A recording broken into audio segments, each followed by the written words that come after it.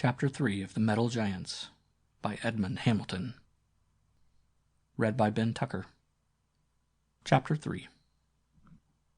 Lanier arrived in Stockton early the next morning. His face was drawn and haggard, as it had been since he first read a certain humorous newspaper dispatch, and in his mind was an immense perplexity, a vague chilling fear, until late in the afternoon he tramped warily through the town, asking in all quarters the same question.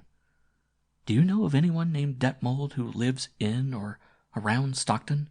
A tall, strong man." And from all he questioned, he got no trace, until he happened into the office of a small trucking and hauling company. None there knew anything of Detmold, but they had done some work for a certain Foster, who corresponded exactly to Lanier's description. This man lived several miles from the city, in a northeastern direction, and had hired them to haul some boxes from the railroad to his home, an old farmhouse.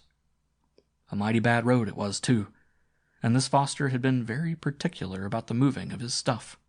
Yes, they could direct him to the place.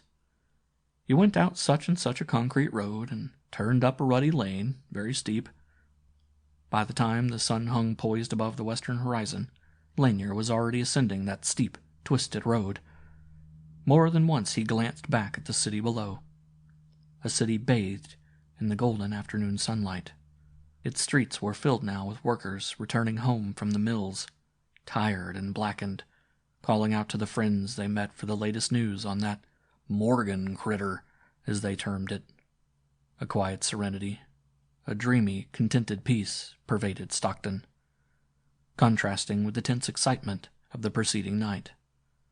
In 1,000 homes, the evening meal was being prepared, and the day's gossip related.